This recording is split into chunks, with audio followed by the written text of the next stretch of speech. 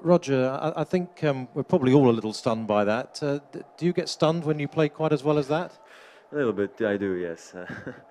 Very happy, of course. It was a great match for me from basically start to finish. I was able to do what I was hoping to do, is dominate from the baseline, play close to the baseline, serve well and take his time away, and I was able to do that tonight. Hasn't always worked. I've also felt the power of Rafa in the past, so this is a great match for me, and a nice win, clearly. Roger, did you exercise some psychological demons against Rafa tonight? That was an absolutely awesome win. And well, I always knew I could beat Rafa. The question is that sometimes it was hard to do because he has a big say in, as well, in how the matches go, and the quicker the court, the more I favor myself. But the conditions are not so fast out there sometimes, and not even this is so quick. But I'm happy I was able to play and use the conditions to my advantage. Maybe Rafa didn't play his very best tonight, but on an indoor court it all happens very quickly, as we saw at the end. And for me it was an exciting match to play. I was very excited after a tough loss in Miami this year and a close one in Madrid that I was able to turn it around again. Many congratulations, Roger. What do you feel the differences are when you play Rafa indoors compared to other surfaces? Well, obviously on clay and on grass you have the bad bounces that come into play more, so it's harder maybe to play some half volleys off the baseline. And today again I hit some crucial ones, especially on my backhand side, you know, in key moments, and I was able to just stay put, not move backwards, to give myself time. So that helps on the indoors, even though you do have the occasional bad bounce as well on the indoors. But I don't know, usually it just plays faster indoors, you know, than the other surfaces, so I think that's the biggest difference. Roger, the score is it's unbelievable. I mean, you never beat him so easily. But I'd like to know if you remember when you lost to him so badly in Roland Garros 2008. Do you think these scores are, when they are so severe, there is something strange? I mean, one of the two is playing at his best and the other one at his worst, or is not the case? Look, I mean, we've played so many times, so sometimes it just derails for you. You like it derailed for Rafa today, and it did for me at the French Open. And I mean, you know what good front runners the top guys are. Once you start rolling, it's hard to stop the player, and so for him it was hard today. It was hard, maybe even harder on clay once you get behind, because the serve doesn't help you at all anymore. And then everything you try doesn't work. For the guy who's down and for the one who's up, he's taking more and more chances, and all of that is working. Next thing you know, you're facing a debacle. So it's yeah, that's what's tough about. I don't know how much it is mental. It's just once you're down a set and double break, you're not even playing to win anymore. You're just hoping to stay in the match, and that's what was for me the case once I was down 2-0, because I did have chances in the second set at Paris, but nobody's ever going to talk about that moment anymore. So this year you've started to win tournaments when others started getting tired. Who's asking questions? Sorry. Sorry. This season you started winning tournaments when others seem to start getting tired. How much is now down to being in better shape at the end of the year than the others? I don't know. I mean, I've gotten unlucky towards the end of the season. I've had a back issue, I've had a quad issue, I've had apparently the year I beat Ferreira, I had mono already at the Masters, but you know, I came through that. So I mean, yeah, I mean, I don't know. I mean, look, it's always worked out well for me. I guess I'm tough in taking, you know, hits as well with my body. I know how to handle them. My body, even if it's injured, it can still play really well. Whereas maybe other players, if they are injured, it doesn't work anymore.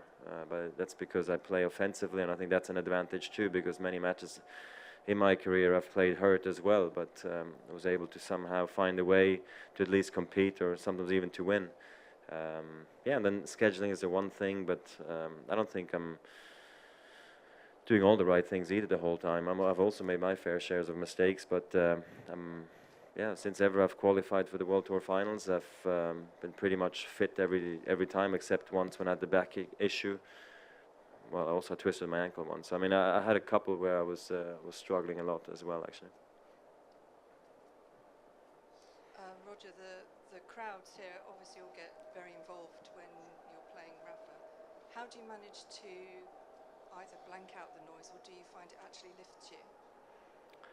If I feel it's different here, no, sorry. Or does it lift you? Oh, if it lifts me the up, sorry. involvement of the crowd. Yeah, I mean, it does. I've said in the past as well, sometimes these big occasion matches are also tough to handle because you feel there's so much pressure on both of us players, and then you just don't manage to play well. And sometimes it lifts you up like crazy, like it did to me tonight. But I very quickly felt the crowd was into it after 1 or 2 points already. Crowds were, you know, cheering either his or my name, and I felt there was a good atmosphere out there, good energy, and they were really excited and ready to see this match tonight. And it definitely got me fired up, and I'm sure it made me play better. Roger, when did you last feel you played that well, especially against Rafa? And also, where would it rank in your sort of all-time comprehensive victories? Yeah, it's definitely one of the nice ones. That's clear. I had some good ones, you know, in my career, in my lifetime. So this one ranks high because it's against my biggest rival, probably, and it's the World Tour Finals where it really matters. And that I've been able to come through so convincing is a bit of a surprise to me, but it ranks extremely high. It's not the finals, I know that, but it's still a stepping stone, hopefully, to the finals. I'm 1 match away from that now, and I'm very happy to have qualified because also that pressure is gone now, so I can really look forward now, basically 2-3 days, which is nice as well. But I'll be at my very best for the 3rd round robin match and give it all I have. Yeah, and other than that, there's not much more to say. I'm just very happy. Roger, this was your first meeting with Rafa in a round robin. Did that, you think, give you a little bit more freedom maybe in the way that you played? I don't know. Possibly he struggled more early on in a, you know, indoors. Only 2nd match back from 5 weeks. Clear, he's always going to struggle a touch, you know.